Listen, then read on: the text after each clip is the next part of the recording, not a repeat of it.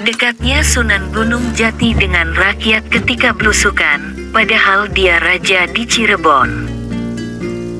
Sumber: https://islamdiges.republika.co.id/penulis, Rep. Fuji E. Permana, Red. Ani Nursalikah. Sunan Gunung Jati atau Syekh Syarif Hidayatullah, salah satu ulama sekaligus raja atau sultan yang diberi gelar wali oleh masyarakat. Dalam banyak kisahnya, Sunan Gunung Jati setelah menjadi raja atau sultan tidak meninggalkan kewajibannya sebagai seorang ulama atau guru agama Islam pada masanya. Sehubungan dengan itu, Sunan Gunung Jati sering melakukan perjalanan belusukan ke berbagai daerah pedalaman untuk mengajarkan agama Islam kepada masyarakat. Sementara, urusan pemerintahan dititipkan kepada anaknya. Dijelaskan dalam buku biografi Sunan Gunung Jati, Sang Penata Agama di Tanah Sunda yang ditulis Wawan Hernawan dan Ading Kusdiana, diterbitkan LP2M UIN Sunan Gunung Jati Bandung, 2020. Di antara pokok perjuangan yang dilakukan oleh Sunan Gunung Jati adalah memberikan pemahaman tentang ajaran agama Islam yang terdapat dalam Al-Quran dan Hadits sebagai sumber ajaran agama Islam. Permasalahannya adalah bagaimana Al-Quran dan Hadits bisa dipelajari dan dipahami oleh masyarakat di wilayah Tanah Sunda. Tentunya hal ini dapat dilakukan dengan berusaha mengenalkan dan menyebarkan agama Islam kepada seluruh masyarakat di Tanah Sunda. Dengan diterima dan dipeluknya agama Islam oleh masyarakat di Tanah Sunda, maka dengan sendirinya masyarakat di Tanah Sunda akan mengenal ajaran Islam yang bersumber dari Al-Quran dan Hadits. Dengan demikian, masyarakat Tanah Sunda secara perlahan-lahan tapi pasti bisa mengerti dan memahami Al-Quran dan Hadits.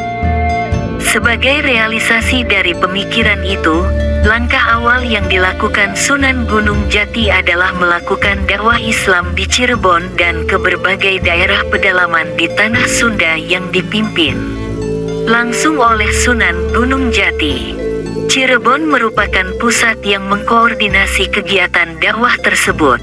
Sejak 1528, Sunan Gunung Jati mencurahkan perhatian dan tenaga sepenuhnya dalam bidang dakwah agama Islam. Tugas-tugas dalam bidang kenegaraan diserahkan kepada putranya dan kemudian menantunya. Dalam rangka melaksanakan dakwah, Sunan Gunung Jati sering melakukan perjalanan keliling atau mengirim utusan ke daerah-daerah pedalaman.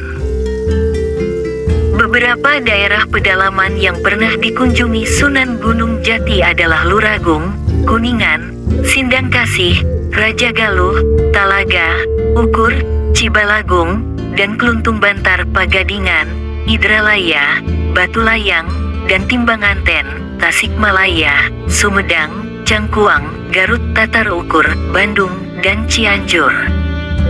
Seperti diketahui bahwa sejak 1470, Cirebon berkembang menjadi pusat kegiatan penyebaran dan pendidikan Islam dengan Sunan Gunung Jati sebagai pemimpin dan gurunya.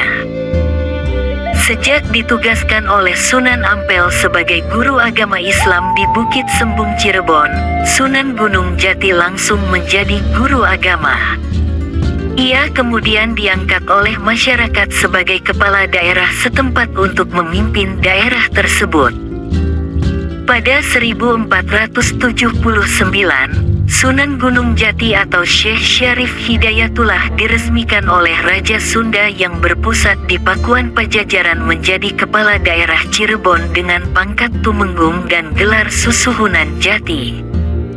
Tidak lama setelah itu, Susuhunan Jati memutuskan untuk berdiri sendiri, tidak lagi menginduk kepada Kerajaan Sunda.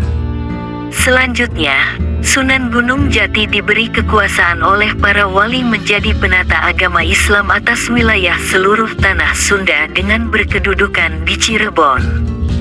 Kedudukan Susuhunan Jati di Cirebon menjadi Raja Pendeta.